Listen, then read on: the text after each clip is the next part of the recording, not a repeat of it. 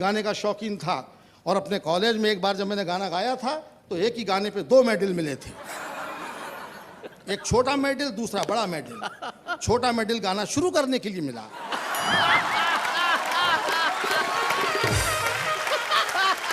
आगे आप समझदार हैं।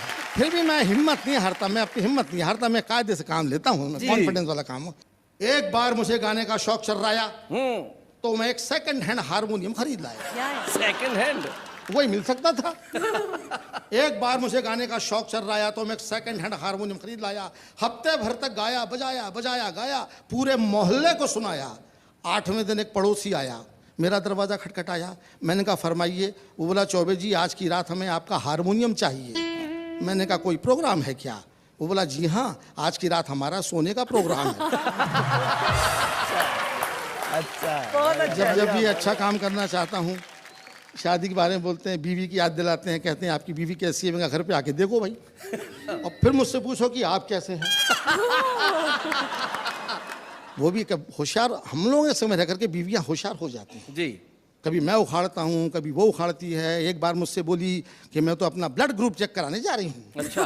तो मैंने डॉक्टर को फ़ोन कर दिया, भाई मैं देख लिया ब्लड ग्रुप चेक करना और इसी का करना। तो डॉक्टर ने फ़ोन किया, चौबे जी मुबारक हो, जो ब्लड ग्रुप आपका है वही आपकी बीवी का है। मैंने कहा वो तो होता ही, 20 साल से मेरा खून पी रही है। याद कीजिए, अपने पिताजी को भी याद कीजिए जो आपको फौज में भेजना चाहते थे। हमारे पिताजी बहुत अच्छे पिताजी थे। क्योंकि वो हमारे पिताजी थे। ऐसे पिताजी सबको नहीं मिलते जी। पर उनकी बड़ी तमन्ना थी, उनकी अंतिम इच्छा थी कि मेरे घर में कोई फौज में जाए। उनको मैं ही पसंद आया। वो तो मैं अपने विल पावर से बच गया, वरना उन्होंने मेरा काम कर ही दिया था। एक दिन मुझसे बोले कि मैं देश की सेवा करना चाहता हूँ, तू कल फौज में भर्ती हो जा। अच्छा, मैं करना चाहता हूँ, तू कल सेवा वो करना चाहते हैं, भेजना मुझको। मैं समझ गया उनका प्लान, भर्ती कर दिया फौज में। पर हम भी रहते हैं अपनी मौज में। डॉक्टर मेरी आंखों का टेस्ट ले रहा था जी। मैं दे रहा था। अचानक डॉक्टर ने पूछा बताओ कैलेंडर में कौन सी तारीख है? हमने कहा कौन सा कैलेंडर? जबकि कैलेंडर सामने टंगा था। लेकिन अगर मैं जवाब दे देता तो फिर मैं यहाँ कैसे होता? बताओ कैलेंडर में कौन सी तारीख है? हमने कहा कौन सा कैलेंडर? बोले वो जो सामने की दीवार पे। हमने कहा कौन सी दीवार? अधिकारी समझ गया, बोला बरखुरदार। समझ गया बरखुरदार, क्या रखा है फौज में? जाओ कविताएं लिखो, रहो अपनी मौज में। क्या बात है, रहते हैं।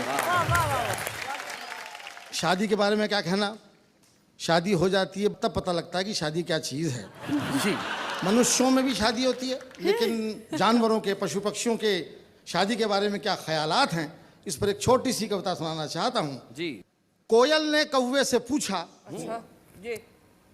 कोयल ने कौवे से पूछा शादी क्यों नहीं की? कोयल ने कौवे से पूछा शादी क्यों नहीं की? कौवा बोला जब बिना शादी के ही जिंदगी में इतनी काँव काँव है।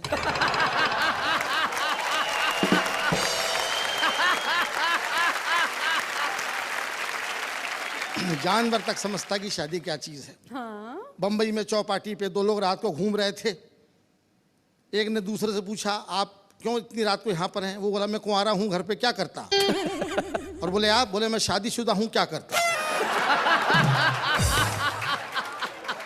आप देखिए शादी की बात हो रही है इसलिए मैं कहता हूँ आपसे। फिर एक छोटी सी कविता शादी पे। जी। कुंवारे के घर के आगे लिखा था होम स्वीट होम, शादीशुदा के लिखा था ओम शांति ओम। शादी के पहले मैं काफी मोटा था, जैसे कि चौबे हुआ करते हैं। एक जमाने में मैं काफी हैवी वेट चैंपियन था। जी। लोग वाग मेरी कविताओं से ज्यादा मेरी काया पे हंसते थे। हमने रिक्शे वाले से कहा स्टेशन चलोगे? वो बोला चलो। हमने कहा पैसे? तो बोला 2 रुपए किलो। हमने रिक्शे वाले से कहा स्टेशन चलोगे? वो बोला चलो। हमने कहा पैसे? तो बोला 2 रुपए किलो। हमने कहा क्या बोलता है? सवारी को बिठाता है कि तौलता है? वो बोला बुरा मत मानिए चौबे जी, मैंने टायर ट्यूब के पैसे मिलाकर बोला।